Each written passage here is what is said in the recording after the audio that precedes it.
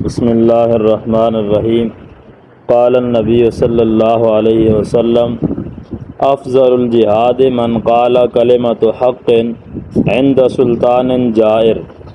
رسول اللہ صلی اللہ علیہ وسلم نے ارشاد فرمایا کہ افضل جہاد اس شخص کا ہے جس نے حق بات کہی ظالم بادشاہ کے سامنے۔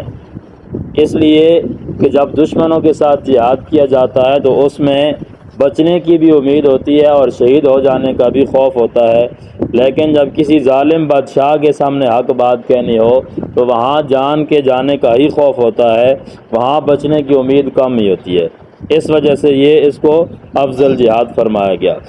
لغدوۃ فی سبیل اللہ او روحۃ خیر من الدنیا وما فیہا۔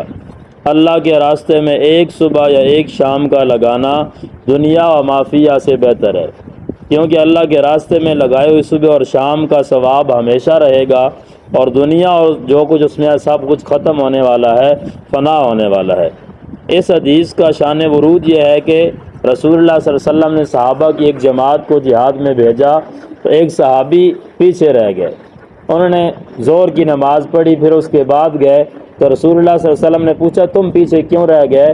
تو انہوں نے عرض کیا اللہ کے رسول آپ کے ساتھ میں جماعت کے نماز پڑھنا چاہتا تھا، میں جماعت کے ساتھ نماز آپ کی پیچھے پڑھنا چاہتا تھا، اس لیے میں پیچھے رہ گیا۔